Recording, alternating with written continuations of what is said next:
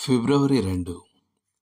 అంధకారములో నుండి వెలుగు ప్రకాశించునుగాక అని పలికిన దేవుడే తన మహిమను గూర్చిన జ్ఞానము యేసుక్రీస్తునందు వెల్లడిపరచుటకు మా హృదయములలో ప్రకాశించెను. కొరింథీయులకు రాసిన 2వ పత్రిక 4వ అధ్యాయము 5వ వచనం. దేవుడు ప్రకాశించాడు వెల్లడిపరచడానికి. ఇక్కడ మనం తెలుసుకునే విషయం ఏంటంటే, మనం దేవుని ఆశీర్వాదాలకు గోదాములం కాదు, కానీ మాధ్యమాలం మాత్రమే. ఆయన యందు దేవుడు ప్రకాశించాడు అనే మాట మన మార్పుని సూచిస్తుంది. సృష్టి ఆరంభంలో ఆయన వెలుగు కమ్మని ఆజ్ఞాపించాడు. కానీ ఈ నూతన సృష్టిలో ఆయనే స్వయంగా మన హృదయాలలో ప్రకాశించాడు. కానీ ఆయన దీన్ని మన స్వార్థం కోసం, ఆయన ఆశీర్వాదాలను మనం దాచుకోవడానికి చేయలేదు.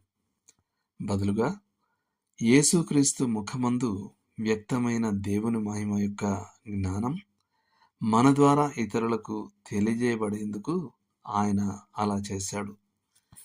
అదేవిధంగా పౌలు దేవుడు తనకు ఎలా బయలుపరిచాడో తెలియజేశాడు. నేను అన్యజనులలో తన కుమారుని ప్రకటింపవలెనని ఆయనను నాయందు బయలుపరపను అనుగ్రహించినప్పుడు. గలతీయులకు 1వ అధ్యాయము 15-16 వచనాలు. మనం ఆయనను ఇతరులకు ప్రకటించడానికి దేవుడు తన కుమారుడిని మనలో బయలుపరుస్తాడు. ఈ సత్యం కొన్ని సంవత్సరాల క్రితం నాకు అర్థమైనప్పుడు నేను నా బైబిల్ మొదటి పేజీలో ఇలా రాశాను: వారికి యేసుక్రీస్తును చూడగల ఏకైక అవకాశం మీ జీవితమే అయినప్పుడు వారు మీలో ఆయనను ఎలా చూస్తున్నారు? మ్యాక్డొనాల్డ్. ఇయాన్ మ్యాక్ఫెర్సన్ ఇలా అనడంలో ఆశ్చర్యం లేదు. ఉపదేశించడం అనేది గొప్ప విషయం. అది శ్రేష్టమైనది, భయభక్తులు కలిగించేది. అది ఒక అలౌకికమైన చర్య. ఒక వ్యక్తి గురించి మరొక వ్యక్తి ద్వారా మరికొంతమంది వ్యక్తులకు అందించడం. ఇలా ప్రకటించబడే వ్యక్తి శాశ్వతమైన యేసు.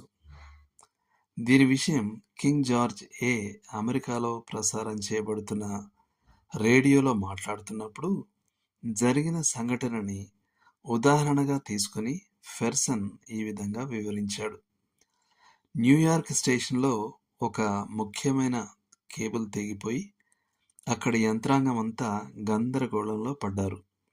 అప్పుడు హెరాల్డ్ వివియన్ అనే ఒక జూనియర్ మెకానిక్ ఏమి చేయాలో ఒక్క క్షణంలో అర్థం చేసుకున్నాడు.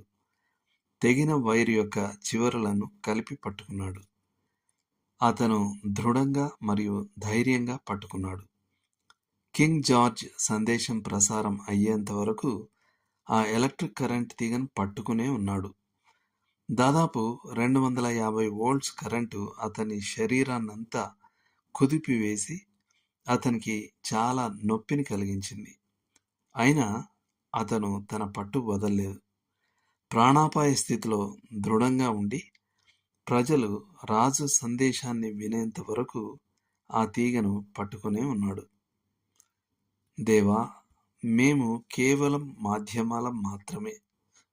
మా రక్షక, ప్రతిరోజు ప్రతిక్షణం నీ అద్భుతమైన శక్తితో మా ద్వారా నీ సువార్త ప్రవహింపజేస్తూ నువ్వు మమ్మల్ని ఉపయోగించుకోగలవు.